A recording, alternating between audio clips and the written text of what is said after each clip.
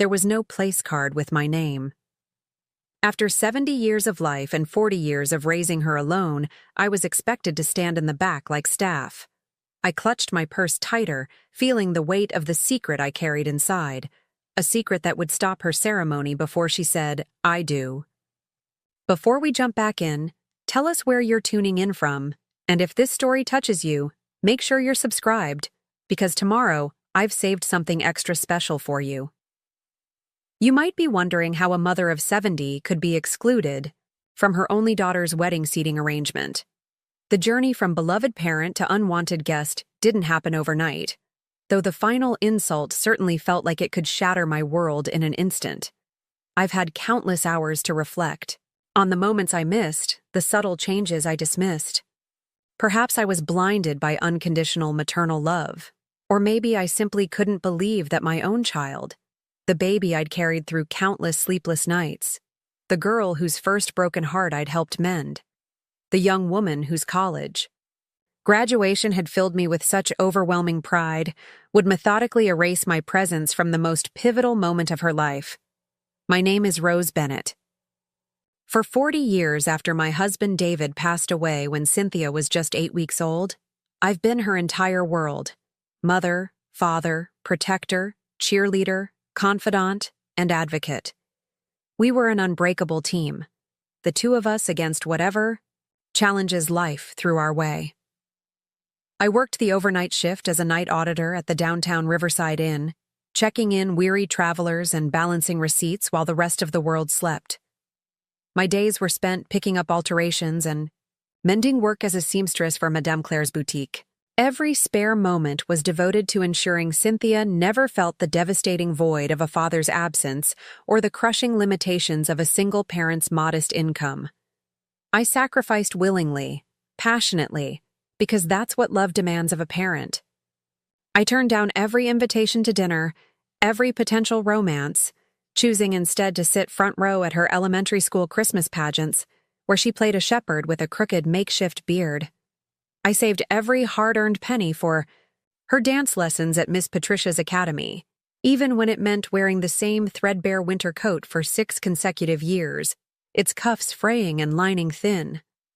When she received acceptance to the prestigious Sorbonne summer program in France, an opportunity I'd dreamed of in my youth, I didn't hesitate to tap into my retirement fund, postponing my own future to invest in hers. Watching Cynthia transform from an awkward teenager into a confident, ambitious woman filled me with indescribable joy. She excelled academically, earning a business degree from State University, then securing a coveted position at Thompson & Associates, one of the most respected marketing firms in Pine Valley. Her rise through the ranks was meteoric: junior, account manager to senior executive in just 5 years. She developed a reputation for creative campaigns that blended traditional values with cutting-edge digital strategy. Her specialty? Luxury brand positioning, which brought her into contact with Pine Valley's elite social circles. That's where she met James Henderson III at the annual Chamber of Commerce networking event. James was everything a mother might hope for: handsome, in that polished prep school way, with gentle eyes that seemed to genuinely light up when Cynthia spoke. He held doors, remembered my name from their second conversation, and always asked about my seamstress work with genuine interest. Their courtship was a whirlwind of elegant dinner dates, charity galas, and weekend getaways to his family's lake house in the mountains. The engagement came on Christmas Eve at the historic Hilltop restaurant, with its panoramic view of the valley, twinkling below. James had arranged for our entire table to be serenaded by violinists playing La Vie en Rose, my favorite song, which Cynthia had apparently shared with him.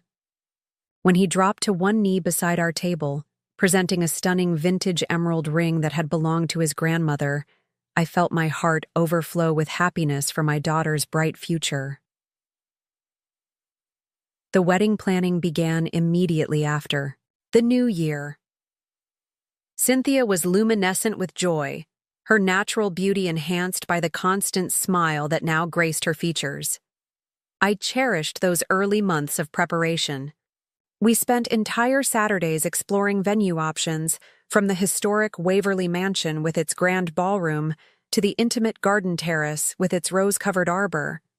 I offered to sew her wedding gown, showing her sketches I'd drawn late at night, unable to sleep from excitement. Though she ultimately chose a designer dress, she did ask me to create her veil, a delicate cathedral length with hand-sewn lace appliques that would take me months to complete.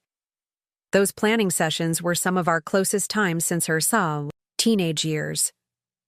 Over endless cups of herbal tea, we debated everything from color palettes to music selections. Cynthia would ask my opinion on bouquet arrangements, genuinely considering whether white peonies or garden roses would photograph better. We laughed together at bridesmaid dress disasters online, reminiscing about my own wedding day when her father's collar was too tight, and he kept pulling at it during the ceremony, giving all our photos a peculiar strangled look. But gradual shifts began to appear in our dynamic, subtle at first, then increasingly pronounced. The changes seemed to coincide with the Hendersons' increasing involvement in the planning process. James's family enjoyed a certain prestige in Pine Valley society that stretched back 3 generations.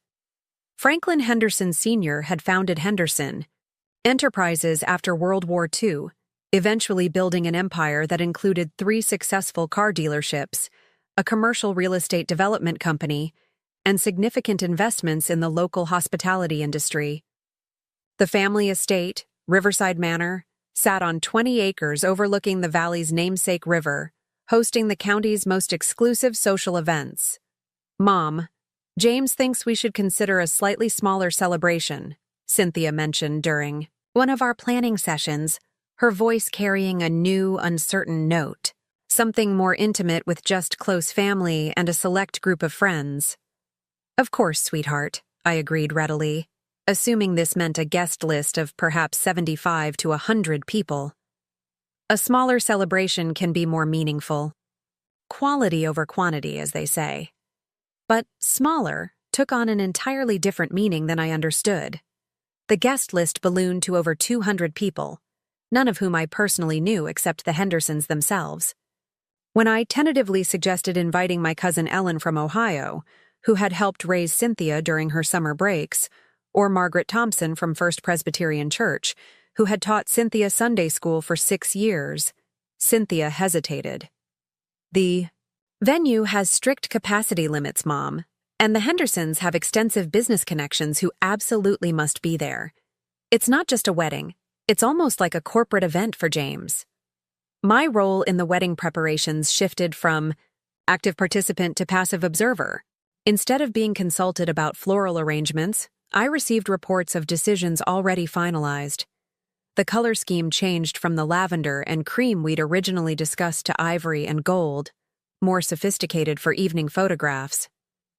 The band I'd suggested, a local group that had played my church's annual fundraiser for decades, was replaced by a 12-piece orchestra that required special acoustic arrangements. The dress fittings became solo appointments at Belridge Bridal.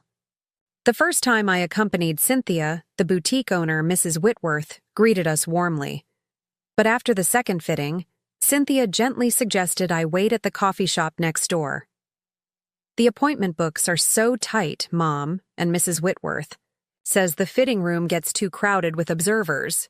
You understand, right? I understood. Or rather, I convinced myself I understood while sipping Earl Grey and watching the boutique windows from across the street, trying to catch glimpses of my daughter in her growing collection of bridal attire, the wedding invitations, embossed, on heavy cream cardstock with gold leaf detailing, bore the Henderson family crest. My name appeared in small script at the bottom. "Rose Bennett requests your presence." But the prominent listing read, "Mr. and Mrs. Franklin Henderson III cordially invite you to the marriage of their son's future wife." It's traditional for the groom's family to host when they're handling the bulk of the expenses, Cynthia explained, when I pointed out the unusual wording. "And really, Mom, they're covering everything except your dress and hotel room. It's incredibly generous."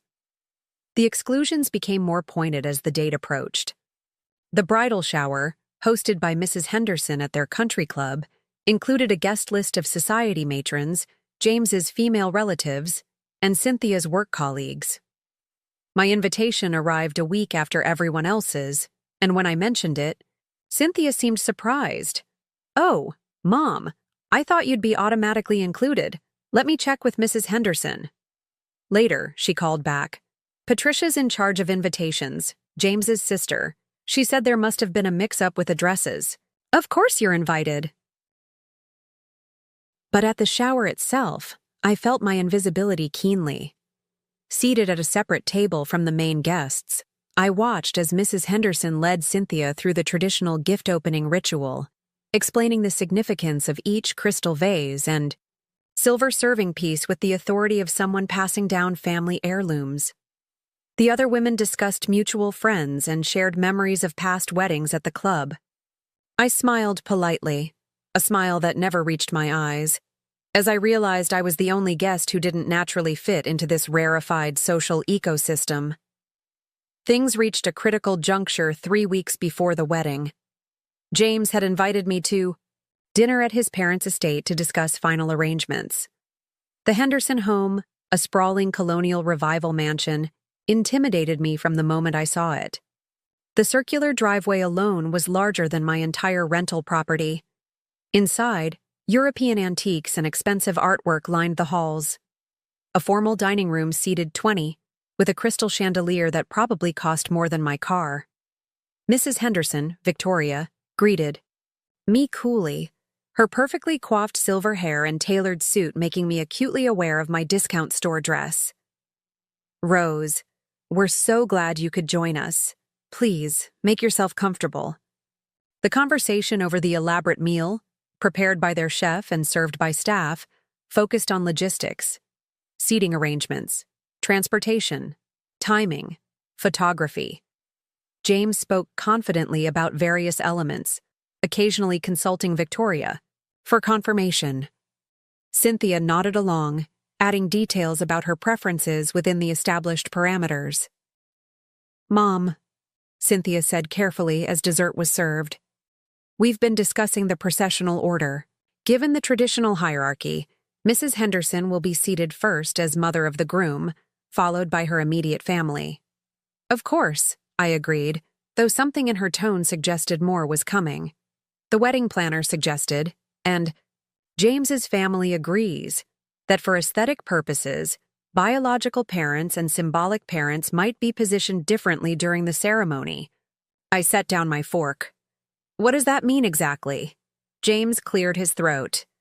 "It's just that, traditionally, when there's a significant socioeconomic disparity between families, the formal photographs and processional sometimes follow a different protocol."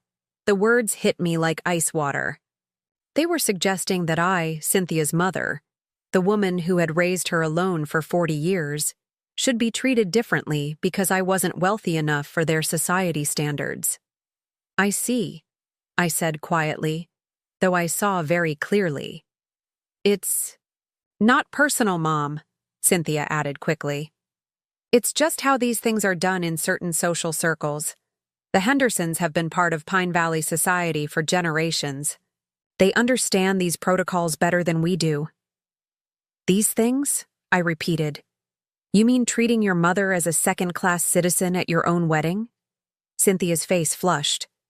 "That's not what I meant, and you know it. I'm just trying to make this work for everyone." The dinner ended awkwardly, with polite farewells that felt empty and perfunctory. As I drove home in my aging Honda, past the manicured lawns and elegant homes of Riverside Heights, I reflected on how dramatically our relationship had shifted. The daughter who had once defended me fiercely against anyone who dared suggest she came from a broken home now seemed embarrassed by my very existence. The breaking point arrived exactly 1 week before the ceremony. I was at the final fitting for the mother of the bride dress I'd purchased, a modest but elegant navy blue ensemble with a matching jacket. My phone rang just as the seamstress finished hemming the skirt. "Mom, can you come by the Henderson house?"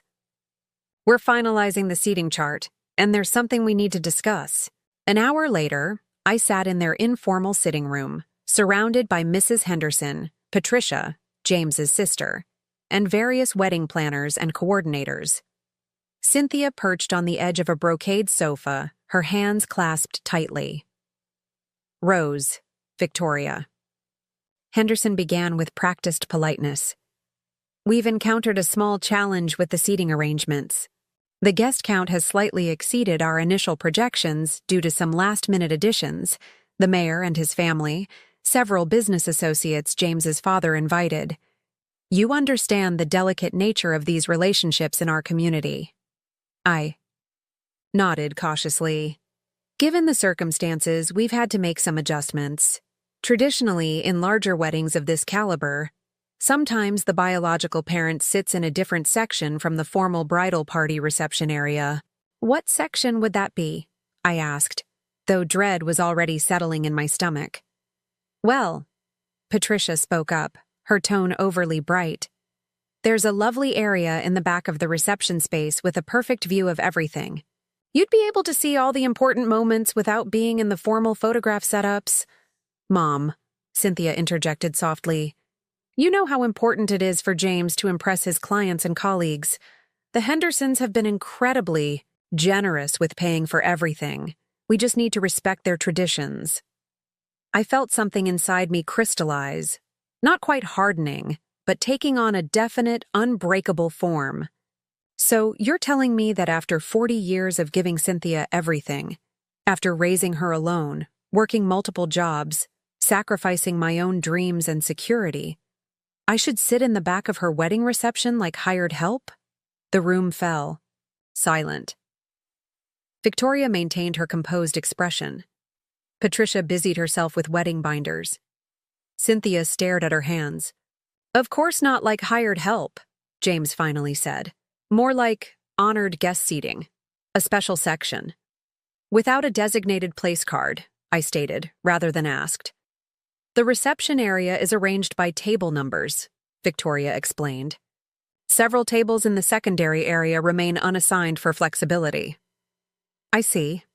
I stood, collecting my handbag. Thank you for the clarification. I'll see myself out.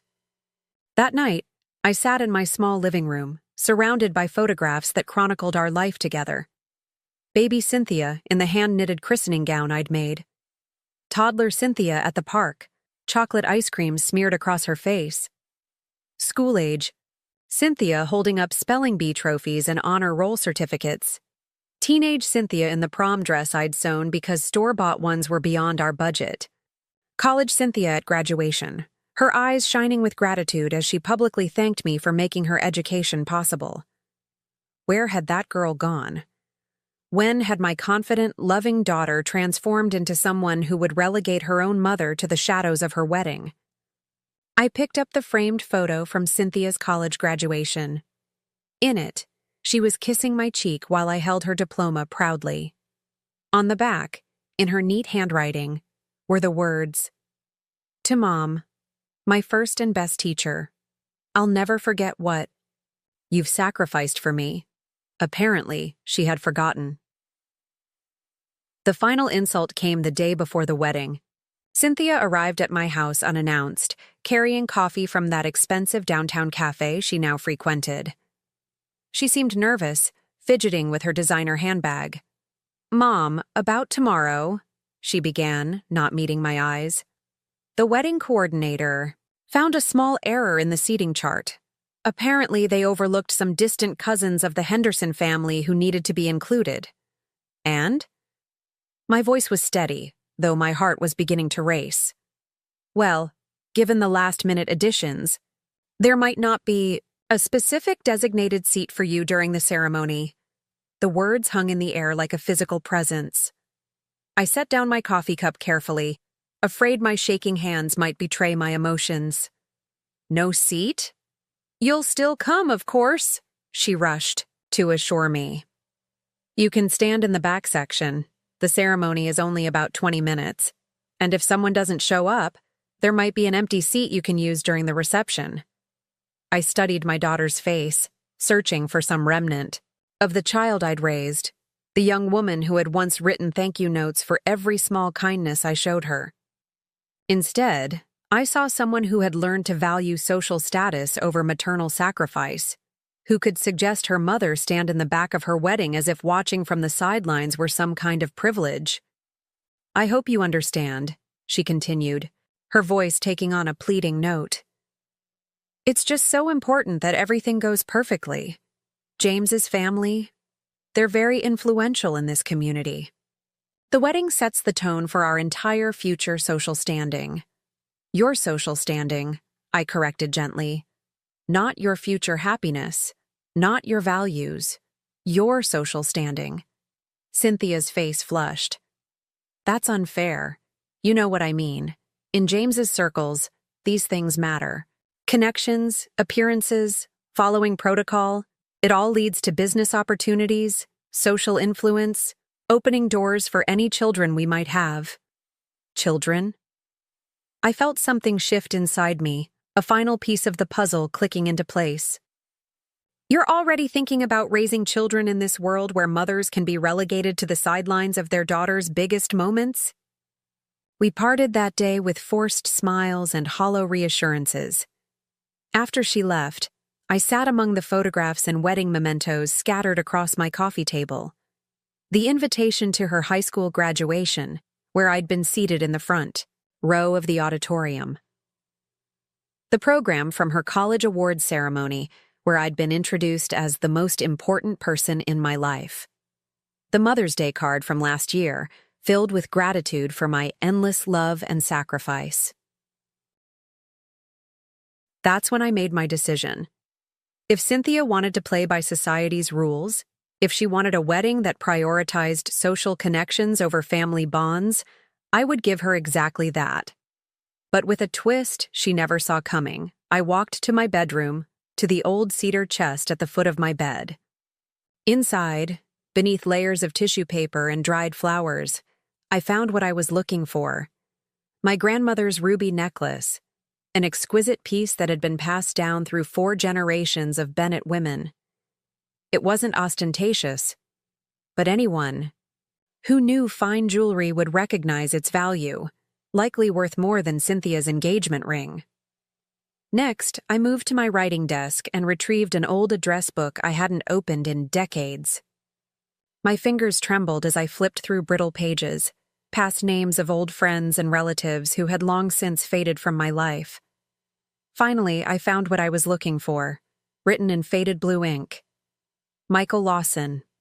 No address, no phone, number, just a name that carried decades of weight and consequence. I picked up my phone and dialed information, my heart pounding as I asked for assistance finding a number in Santa Fe, New Mexico. The operator was patient as I explained I was looking for someone I hadn't contacted in 40 years. 10 minutes later, I held a scrap of paper with a phone number that could change everything. I stared at it for a long time, weighing the implications of the choice before me. Cynthia had made me invisible at her wedding. Now I would make sure everyone saw me, not as a shameful reminder of her modest beginnings, but as someone with my own dignity, my own value, my own power. With trembling fingers, I dialed the number. After 3 rings, a warm, familiar voice answered. One I hadn't heard since the day my life had shattered and rebuilt itself around protecting my daughter from its fragments. Michael Lawson speaking. I closed my eyes, steadying myself. "Michael, this is Rose Bennett. I know it's been 40 years, but I need your help. My daughter, our daughter, is getting married tomorrow, and it's time she learned the truth about her father." The silence on the other end stretched for what felt like eternity before he spoke. "Rose? My God. I never thought... you said you never wanted to speak to me again?" "Things change," I said simply.